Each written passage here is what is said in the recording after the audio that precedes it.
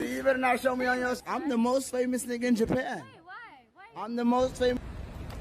현재 온라인상에서는 소말리를 황금 고블린이라 부르며 그를 응징하려는 움직임이 계속해서 이어지고 있는데요.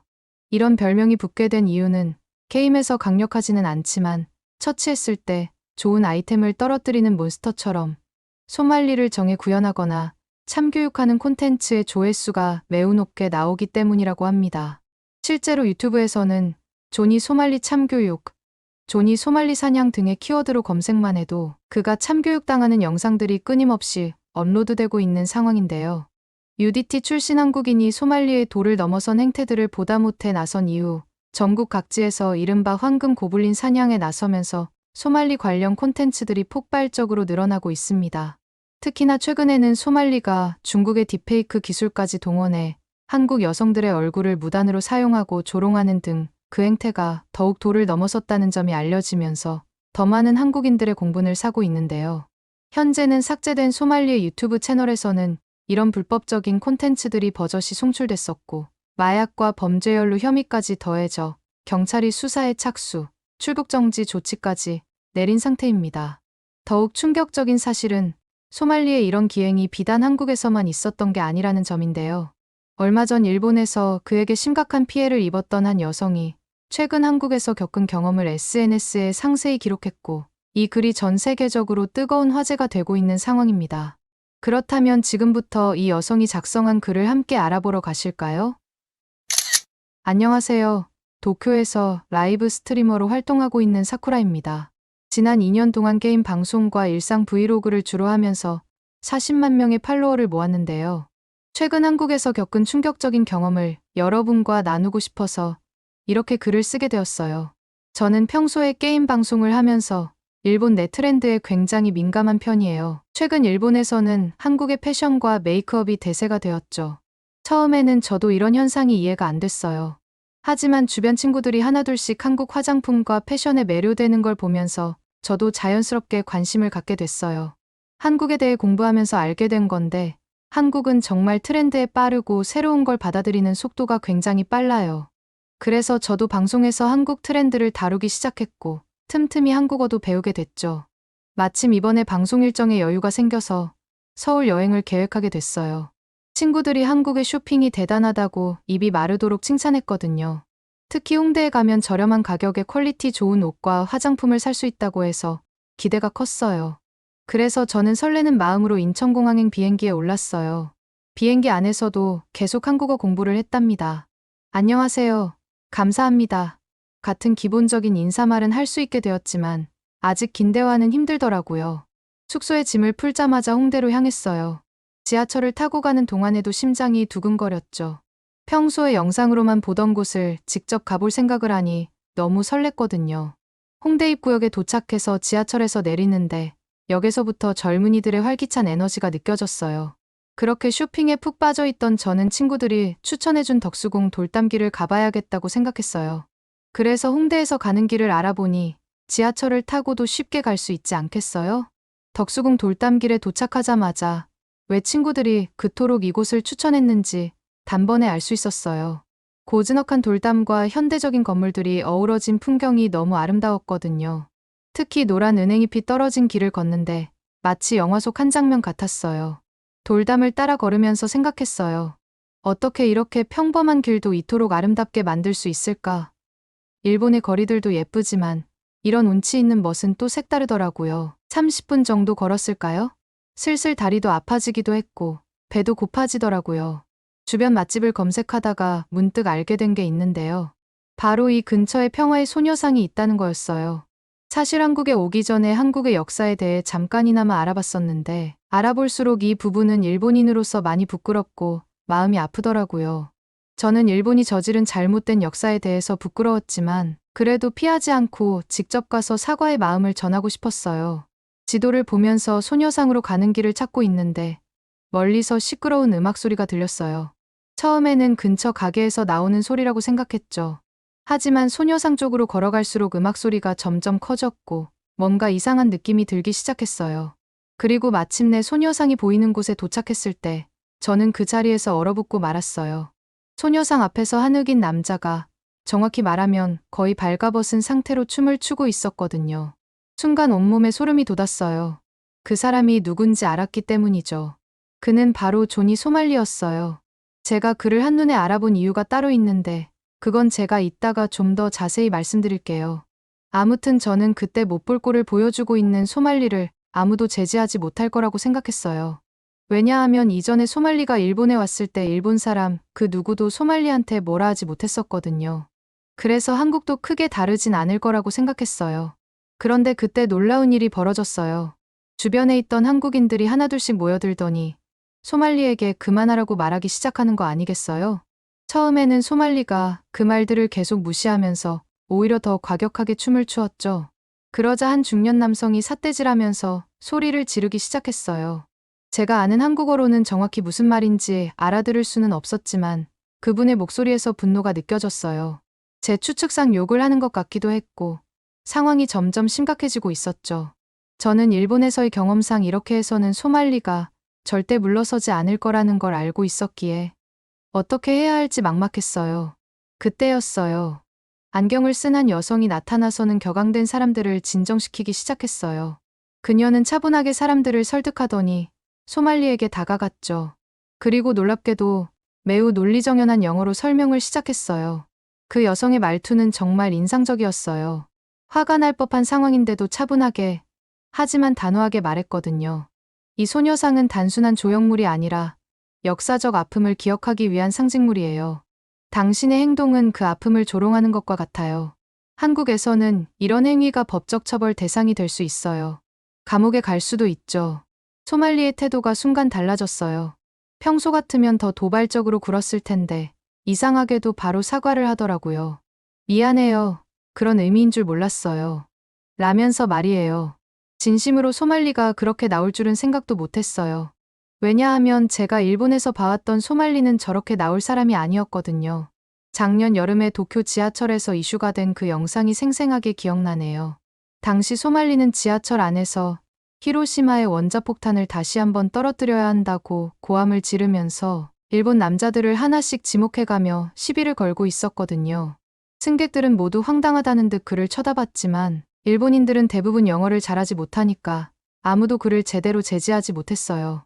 그저 고개를 숙이고 모른 척하거나 다음 역에서 급하게 내리기 바빴죠. 근데 그때 누군가가 소말리를 제지하는 게 보였는데 그게 누구였는 줄 아세요? 바로 한국계 미국인이더라고요. 그는 그 상황에 직접 나서서 상황을 진정시켰어요. 그분은 침착하게 소말리를 설득했고 결국 소말리를 진정시킬 수 있었죠. 어떻게 보면 이때에도 일본인이 아니라 한국인이 상황을 수습했던 거죠.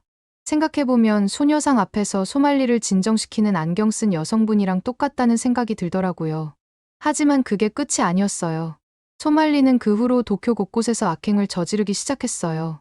공공장소에서 일본을 비하하는 노래를 크게 틀고 여고생들을 따라다니면서 음란한 소리를 재생하고 정말 끔찍했어요. 경찰에 신고를 해도 소용이 없었죠.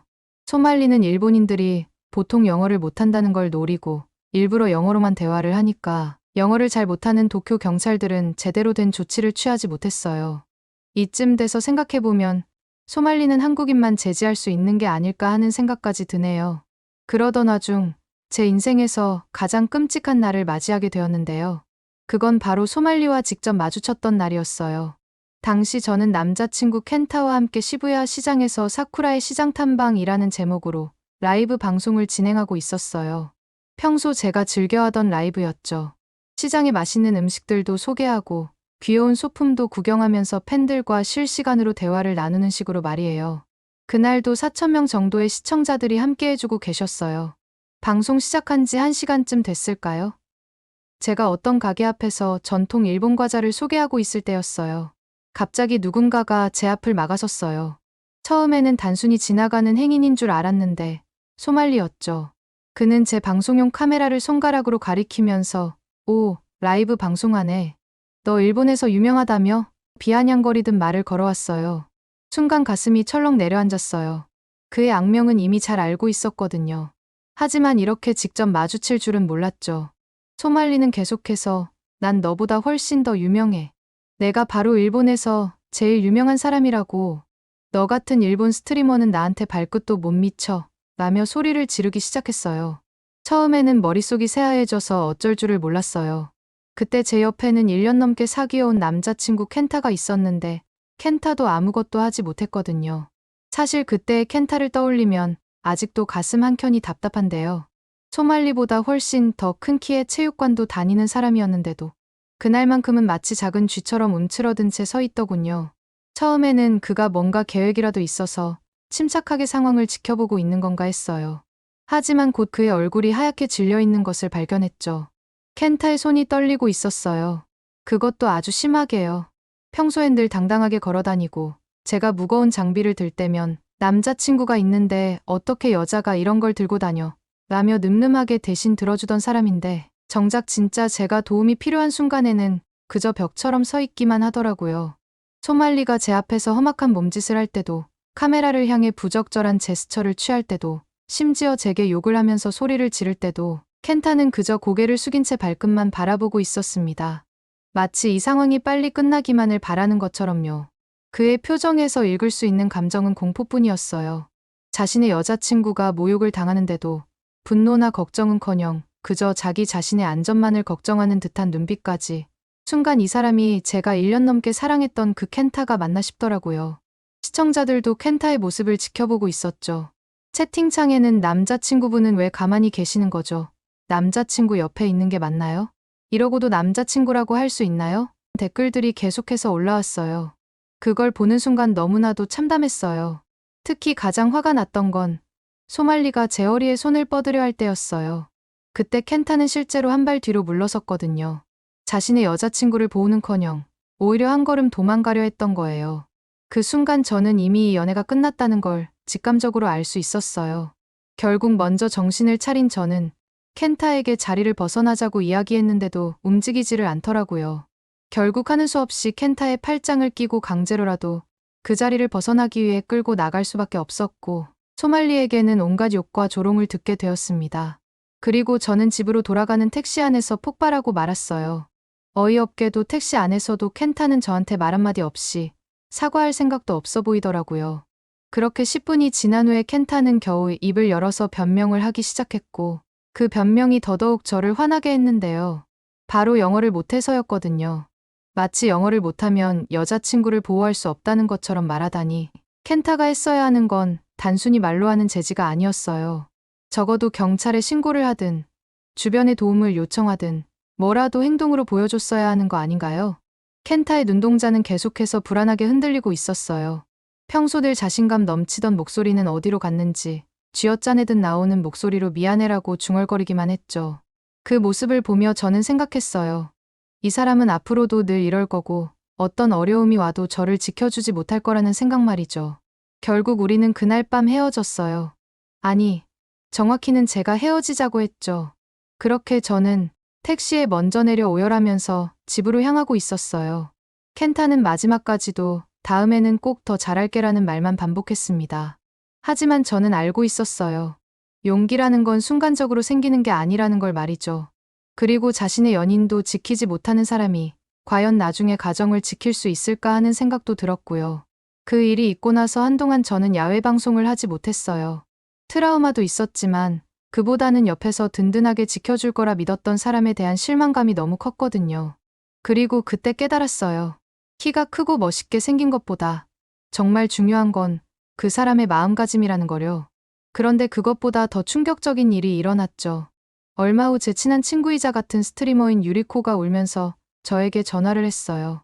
소말리가 유리코의 얼굴을 합성한 음란한 전단지를 만들어 방송에서 뿌리고 다녔다는 거예요. 저는 그 전단지를 직접 보고 소스라치게 놀랐어요. 제 친구 유리코와 소말리가 키스하는 장면을 합성한 사진이었는데 너무나도 정교해서 처음 보면 진짜 같았거든요. 나중에 알고 보니 딥페이크 기술을 사용한 거였어요. 아, 딥페이크가 뭐냐면요.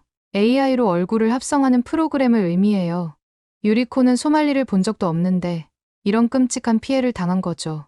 게다가 유리코는 이 일 때문에 이중으로 고통받아야 했어요. 전단지 속 사진이 가짜라는 걸 해명해야 했거든요. 평소 밝고 활기찼던 유리코가 그때는 정말 힘들어했어요. 방송도 잠정 중단해야 했고 외출도 하지 못했죠. 그런 친구를 보면서 정말 가슴이 아팠어요. 지금은 어떻게 이 전단지들을 삭제해서 퍼지지 않도록 처리했지만 이렇게 처리하기까지 꽤 오랜 시간이 걸렸다는 걸 저는 옆에서 봤으니 잘 알 수 있었죠. 하지만 더 화가 났던 건 일본 경찰의 미온적인 태도였어요. 조작된 전단지에 대해서는 언급도 없이 소말리는 결국 한 식당에서 소란을 피워 체포되긴 했지만 고작 20만 엔의 벌금형만 받았거든요. 그것도 내지 않고 잠적해버렸죠. 어떻게 이런 심각한 범죄를 저지른 사람을 이렇게 가볍게 처벌할 수 있는 걸까요? 당시에 저는 일본의 외국인 범죄에 대한 안일한 태도가 정말 이해가 되지 않았답니다. 아무튼 제가 일본에서 이런 일들을 겪었다 보니 소녀상 앞에서 저런 말도 안 되는 짓거리를 벌이고 있는 소말리를 보고 손이 떨릴 정도로 화가 날 수밖에 없었어요. 제가 직접 겪은 트라우마가 떠올랐거든요. 그리고 제 예상대로 소말리는 차분하게 자신을 말리는 여성 앞에서는 사과를 하며 뉘우치는 척을 했지만 역시나 그의 사과는 진심이 아니었어요.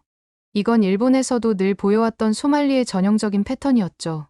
일본에서도 항상 자신이 불리해지면 거짓 사과를 하고 상황이 지나가면 더 심한 짓을 저지르곤 했거든요. 궁금한 마음에 SNS를 찾아보니 소말리의 한국 내 악행은 이미 도쿄에서의 행패를 뛰어넘은 상태였습니다. 특히 소녀상에서 있었던 일 이후로도 그는 계속해서 소녀상을 찾아가 모욕적인 행동을 이어갔더라고요. 일제강점기를 거론하면서 한국을 조롱하는 발언을 하고 심지어 전범기까지 들고 나타났다고 해요. 독도는 일본 땅이라는 말도 했다던데 솔직히 말씀드리면 저희 또래의 일본인들은 독도가 한국 거라는 걸 인정하는 분위기이다 보니 참 어이가 없었죠. 소말리가 주장하는 모든 내용들이 한국인들이 봤을 때에도 정말 참을 수 없을 수준일 뿐만 아니라 저 같은 일본인이 보더라도 도저히 이해할 수 없는 내용 투성이었습니다.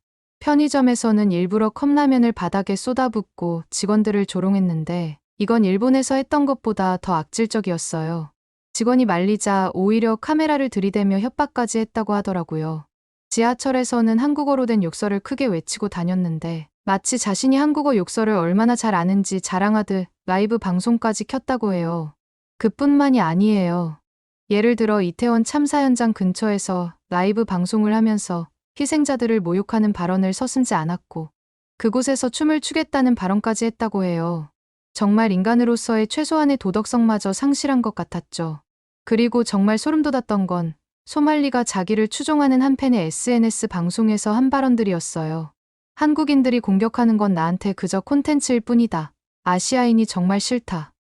인종 간의 갈등을 일으키고 싶다라는 식의 말들을 서슴지 않고 내뱉었더라고요. 일본에서는 그나마 이 정도까지는 아니었는데 점점 더 극단적으로 변해가는 것 같았습니다. 소말리는 자신을 쫓는 한국인들을 피해 도망 다니면서도 끊임없이 도발을 이어갔는데요. 한 번은 출국한 것처럼 위장하기 위해 인천공항 사진을 올리기도 했죠. 가장 어이없었던 건 소말리와 그의 일당들이 나눈 대화예요. 그들은 한국을 벗어나기 위한 계획을 세우면서 정말 말도 안 되는 아이디어들을 내놓았더라고요.